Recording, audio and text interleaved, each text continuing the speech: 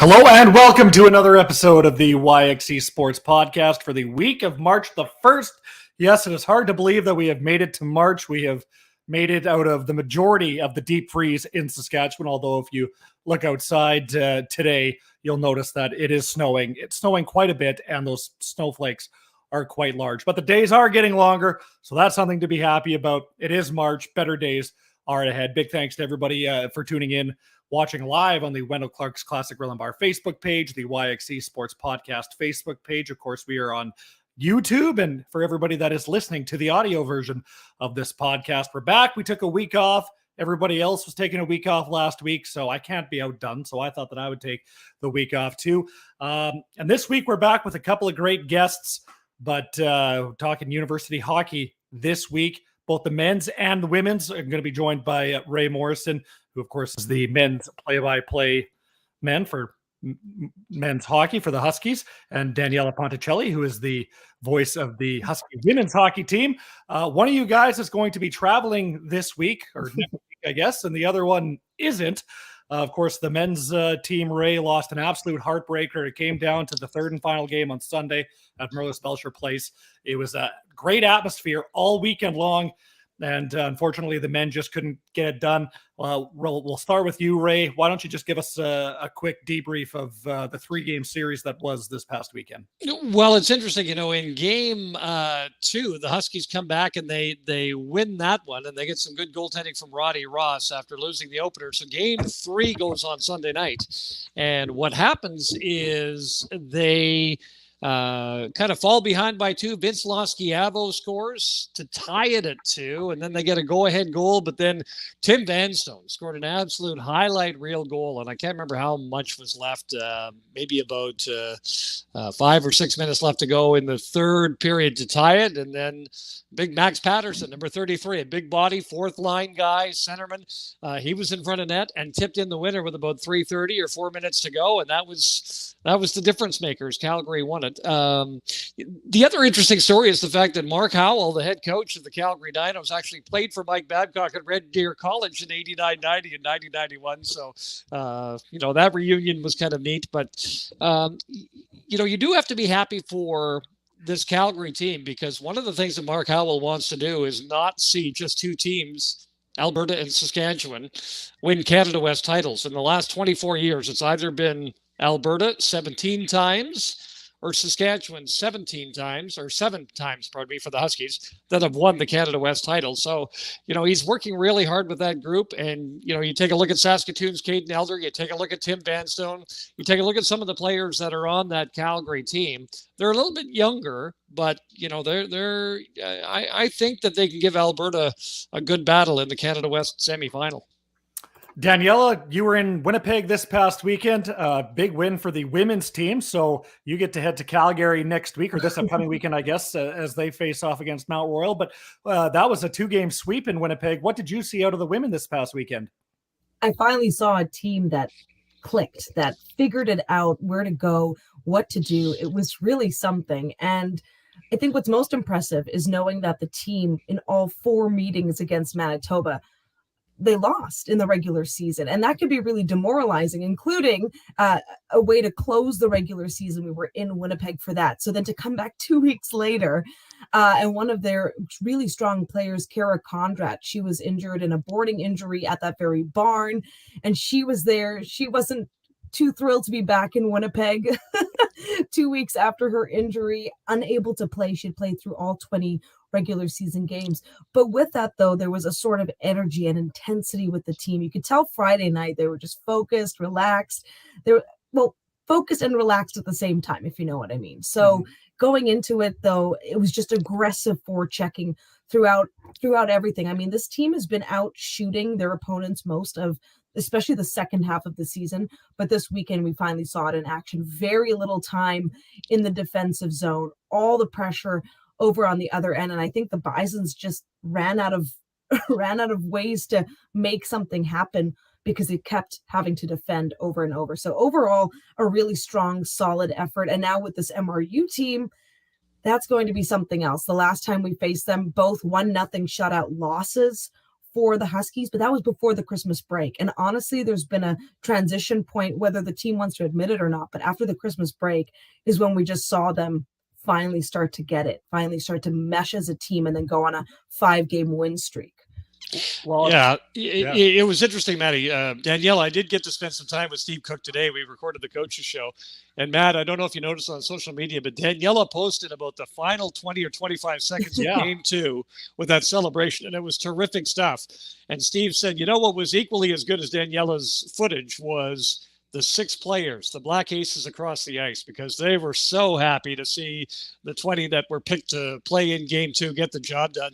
And that scene was equally as incredible. So the neat thing about it, I think, is they're just that team is just, they're all pulling the rope in the same direction. And as Daniella said, they took such pride in goals against before Christmas, but that meant 2.5 and 3 minute stints behind their own blue line, right? So they had to gain a little confidence and kind of spring a couple players loose and kind of believe that great play behind the blue line could take place in the neutral zone and then eventually in the other team's end. And it's finally happened, which is great.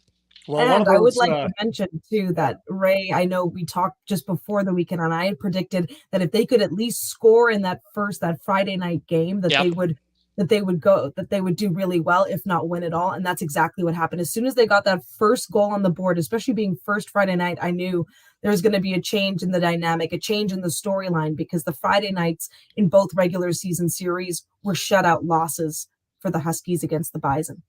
Well, especially when you're on the road too, right, Daniella, like the Huskies were in Winnipeg. And a big reason for that Friday night victory was Abby Shirley. Of course, she had a hat trick.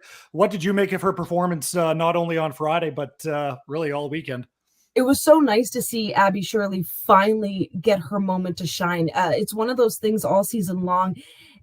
Players will have their moments, but no one really got on a roll the same way. Although we did see shades of it with Bailey Barrass's hat trick, not even a month ago against the Grant McEwen Griffins. But with Abby Shirley, there was just this leadership and this intensity. And one thing that was even as equally as impressive as the hat tricks was the amount of body saves she made. She was out there making sure nothing was going to get even close to Cam Drever. Her calves, I should have asked to see them after the game, because she took quite a few pucks in them. So it's one of those things where, it's so impressive as someone just watching the game to see that finally the offensive pressure that she's been putting on herself throughout the season is finally coming through with great outcomes, but also to see that leadership on the defensive side and seeing how hard she went at it. And, you catch little glimpses of it. You catch it in when there's the video meetings with the teams and certain players. I'm going to say Abby Shirley in this instance, always having follow-up questions, always having an intensity and a desire to learn more about the game. And finally that pays off in playoffs. It's exactly when you want it to. You touched on the Huskies goaltending, the women's goaltending, right? Cam Drever, she had that 18 save shutout in game 2. Obviously, she didn't face a ton of work, but she still stopped everything she saw. And she's been real fantastic all year. So how important is the goaltending going to have to be this weekend against MRU?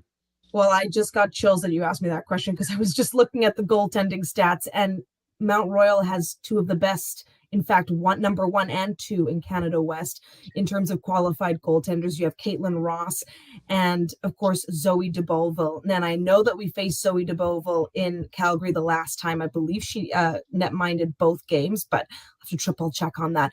Either way, you're coming across a very defensive-minded team, and that's where the Huskies' strength is. So let's hope that after the scoring opportunities and potential that we saw this past weekend, that momentum will carry on, because traditionally over the course of the season, anyhow, the Huskies have been fairly low scoring, which is why their leading point scorer of the regular season, Bailey Barassa, had 11 points only coming into it. Hey, defense wins championships, right? Yep. That's the mantra. Anyways, Wray, for the men, it was kind of the opposite as the women. It just seemed like, for whatever reason, they not necessarily couldn't get on the same page, but maybe a little inconsistent kind of at certain points throughout the regular season. And then obviously for the weekend, inconsistent as well. You lose that game on Friday. You have a 4-0 shutout win on Saturday, and then you lose on Sunday. But a big reason for that inconsistency very well could have been between the pipes. Well, there is that. I just don't think that this goaltending situation kind of settled down in time as Mike Babcock and Brandon Cote would like, for sure. I mean, they would have really liked to known who their two guys were and not bring a guy in at Christmas, but they did bring in Jordan Coy, terrific young person, just one of my favorite people on this team. And of course, he was kind of thrown to the wolves to start the new year in Regina. The support around him wasn't there. But going into the Friday night, he was probably the most confident goaltender between him and Roddy Ross and, whoever else might be around on the roster. But then Saturday, they turn to Roddy Ross. They get the shutout, but then Sunday, it just doesn't go the Huskies' way. So I know that's one thing that they'd like to settle down. And the other thing too, Matt, if you think about this, you think about Connor Hobbs, you think about Wyatt Johnson, and you think about Gordie Ballhorn. Coaches will never use this as an excuse, but I honestly believe that if those three players could have put in 20 games in the regular season healthy, that this team is in one of the top two spots, right? So then they get to bye to the semifinal.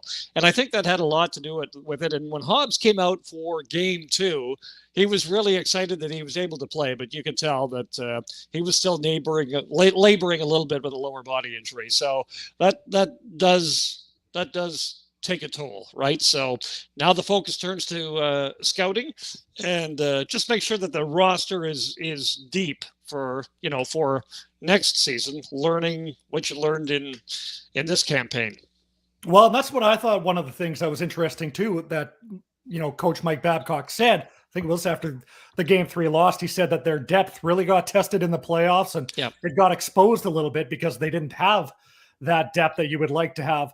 And I thought it was interesting in those post-game comments, Ray. On one hand, Babcock said, the focus now is recruiting, getting ready for next year. But then he also said he has to talk to his wife and his family to see if this is something that he's going to do next year. So what do you think Coach Babcock's decision is going to be as we look forward to next year? Boy, I don't know. You know what? I early I probably would have thought that it would be one and done. But I honestly, being around the team a little more as the season went on, right? So you're kind of with the team on the bus and you're kind of hanging out with them a little bit more. He at every turn, he says he really enjoys working with his son, Michael, who is in for 2 years. So, boy, it's 50-50 in my mind as to whether or not Mike Babcock returns next season or not. But I do know, one of the things that happened on a trip to Lloydminster was, Mike obviously has friends and family all over. And if I'm not mistaken, his wife's family's in Lloydminster. So, he ducked in there and said hello to a few people on a road trip that we had to Edmonton. I think the family dynamic is really kind of cool for him right now. I think he really enjoys that. But keep in mind, he's also got 2 daughters in the United States, right? So I don't know if I'm going to place a bet on that one. It really could go either way. And I mean, you think about a coach with his resume too. I mean, when the NHL off season rolls around, you don't know what's going to be put in front of him. But having said that, with the deal he had with the Toronto Maple Leafs, it would have to be a great offer. But I really don't have any sense of what Mike is thinking for next season. But you're right, he did talk a lot about scouting, and there's no reason why he can't help out the University of Saskatchewan with his network of contacts while he's doing something else, right? So it's a tough one to call. I want to go back to that Winnipeg series one more time, Daniella, and you can speak to this, and I'm not going to steal your thunder here, but there was some history made in terms of who was calling the game, obviously, for the road broadcasts and the home broadcasts. Both playoff games on Friday were called by women, obviously yourself, and then a female broadcaster in Winnipeg. How cool was it to be a part of that, and how cool has it been to just be a part of this the whole season?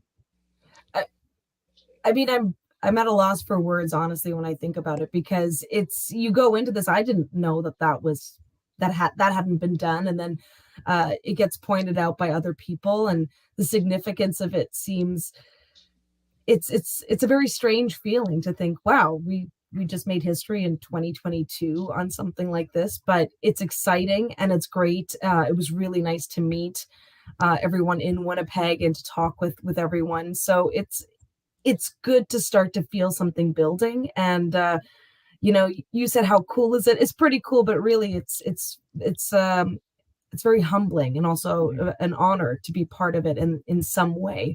So yes, we made history, of course, as the first ever in Canada West, obviously men's and women's sports, to have both home and away broadcasts done in the regular season, and then the same with playoffs. So that's pretty exciting. Of course, this is the YXE Sports Podcast for Wendell Clark's Classic Grill and Bar, as we are not at Wendell's, but they're still the same great sponsor, and they still have the same great food as they always have. You can head on down. You can watch the Toronto Maple Leafs beat up on whoever on a Saturday night. You can watch the Toronto Maple Leafs beat up on whoever on a Wednesday night, or choke like they almost did last night, but whatever. I'm not going to get into that. Of course, Wendell Clark's Classic Grill and Bar is on the corner of Circle and Idlewild. Ray, you can maybe speak to this a little bit more than Daniella. Obviously, everybody knows the Husky Fan app. Now that the men's season is over, obviously the women's season is still going on. But what's kind of, for more or less off-season content, what can kind of Husky Fan listeners expect for off-season content when we get there? Well, Daniella has agreed to put up 7 stories per week until the women's team is done. So that's kind of cool on her part. And then after too, right? Yeah. No. One of the things I don't need to sleep. It's fine. Her boss must be a real jerk. One of the things about this, Maddie, that we're going to be doing is we're going to be focusing on the alumni a lot, and we'll definitely have at least one sort of feature on an alumni person per week, maybe even 2. And so we'll be reaching out to a lot of the alumni in a video format, actually quite similar to this one, to be totally honest with you. And I'm really looking forward to that. So our good friend, our mutual friend, Matt Ian Roach, is going to give us a hand with that. And we will be reaching out. But you take a look at what these student athletes do in their off season, whether it's, the football team training. May 5th, it's going to be the Dogs Breakfast. They're going to be revisiting the great 2007 Grey Cup win that the Riders had over the Bombers. There'll be content like that we'll talk about. I'll never forget that 2007 Grey Cup. Gene Mikowski, former U of S Husky, just walking down the sidelines, and of course, the players were just so happy that they won, but Gene was always a very understated guy. He just looked at me across the field and pumped his fist, and I'll never forget that moment, right? So there'll be a lot of storytelling now that the play-by-play is going to take a hiatus on the men's hockey side, and the football's been done for a while now, since December. So there will still be some great feature content, a lot of interviews that we will be doing on the app and on the website as well. Of course, you guys can both speak to this next comment, but I've been the football analyst for the past 3 seasons. Obviously, this was the first past year doing it with you, Ray, and that was a big honor for me. But for the student athletes, right there, if the parents are a couple provinces away, obviously they can't get to the game in person. So the next best thing they have is listening online, listening on the radio. Daniella, we'll start with you, but what has the feedback been like from some parents that you've experienced this year? Would you like me to go? Yeah, sorry, yeah. Yeah, just some of the feedback that I think I'm just getting a bit of a delay here. That's okay. Honestly, the feedback I've gotten so far has been positive. I mean, a lot of the parents I see at the game. So of course, those games, they're not necessarily listening to the broadcast live, but I do know some folks who on the drive home will listen back, especially if they know when their child scored a goal or something like that. But even just to get a sense sometimes of an outside perspective of a game, right? When, if you're watching it live and you have all those emotions and then sometimes just reliving that. I did have one parent who was very sweet and had said that they were trying to sync up the radio call with the TV broadcast. So I thought that was neat. Of course, we're always a little bit behind. So, regardless, it's just having the conversation and having that access. I know Bailey Barassa mentioned to me that one of her good friends who lives near Hudson Bay in Saskatchewan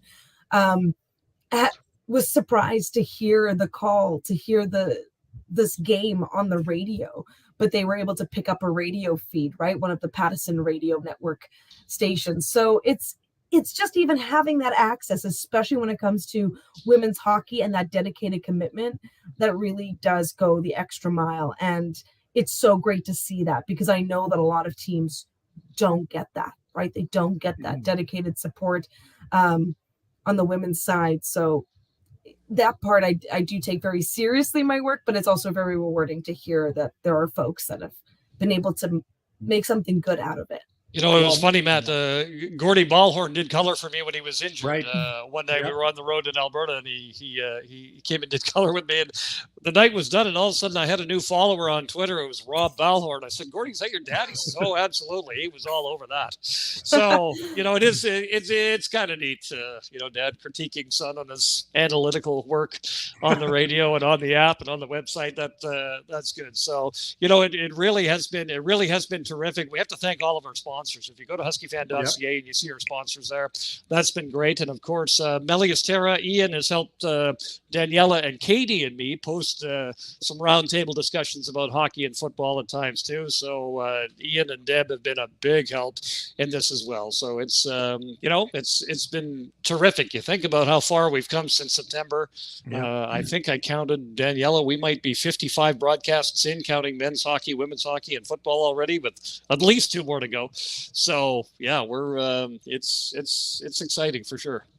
Well, and one of the things that I loved doing, obviously that didn't get the opportunity to this year, but is to travel with the team, right? That was always something that I looked forward to. So we'll kind of leave it at this, but Ray and Daniella, why don't you both kind of just hop in with kind of your favorite stories from the road from this past season?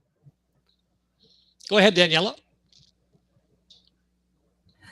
Honestly, it's just been a blast to get to know these women and just the dynamic, of course, of the team, and so many stories that I'm sure I don't have enough time to discuss. But Steve Cook is a hilarious man. If you've ever had a chance to spend time with him, like little pranks, little jokes. It's something else. And like this past weekend, the women, after their game 2, in the video room with the big projector, they watched a movie. I mean, I'm an old lady. I fell asleep, so that is what it is. But it's just like those moments are really, really fun. And even just trying to make your way to the bathroom in the back of the bus, and you have to crawl over everyone's makeshift beds that they've created. It's really something. They have their big company. Have you ever seen those? They're called, oh gosh, I think they're just called comfies or whatever, but they're just massive oversized sweaters. Mm-hmm. And so they look like big pillows walking into the store. It's hysterical, but they're just, overall, they're very dedicated. Like, I'll never forget the first trip to Calgary. I was expecting this rambunctious crowd. No, they had finals. So nobody was talking. It was like you could hear a pin drop, but everyone was in their books. A couple of the players actually had to write their finals on the bus. So they're just a very dedicated crew. So it's a little bit of fun, but a lot of dedication. They take everything quite seriously when it comes down to it. Ray, how about you? Well, you've never experienced anything until you've traveled with Cord Ivanko. Yeah, that's true. Huskies men's hockey bus. So I've seen enough of Cord in semi-stages of dress. So I'm good for a while. The neat moment for me, you guys, was so when the Husky football team beat Montreal, and that scene alone was phenomenal. Yeah. Those fans, those Caravan fans, there were 5,000, loud, up, singing, dancing all game, just loud. You couldn't believe how loud that stadium was. But the Huskies survived that, so we go up to Quebec City.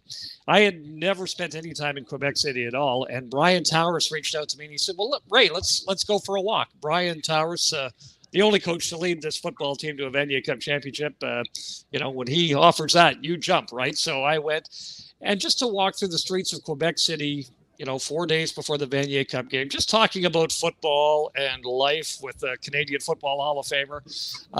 It was terrific. We reminisced about my first time in the Sky Dome was in 1990, and that's when Brian Towers led the Huskies to a win over St. Mary's in the Vanier Cup. That was my first time ever in that building. A lot of my peers, it was 89, the Grey Cup, but for me, it was 90, the Vanier Cup. And never having seen Quebec City before, just the scenery and the infrastructure and the buildings, just so nice. So for me, time with BT, just walking the streets of Quebec City would probably be the highlight so far. No, super cool for sure. Daniella, of course, like we said, the Huskies women's team travels to Calgary this week to face the Mount Royal Cougars. Where can you listen into the game? Of course, huskiefan.ca and the Husky Fan app. And if you are having difficulty finding where to click or what to do, feel free to reach out to me. I have a little instructional tutorial video that I've sent a few folks, just because there's a certain button. You have to go and find it. It's not that complicated. Just go and explore the site. But if you did need a hand, I'm here to help. So that's where you find it. And the games are 8 p.m. Sask time, Friday, Saturday, and then 7 p.m. if there's a game 3 Sunday. It's just something to watch for. So there you go. We wish you all the best, and the Huskies women's team all the best, Daniella, in Calgary against Mount Royal for the Canada West semifinal. Daniella Ponticelli, Wray Morrison, thank you both so much for joining me as this wraps up this weekend's episode of the YXE Sports Podcast. We're planning to be back again next week. So until then, stay safe.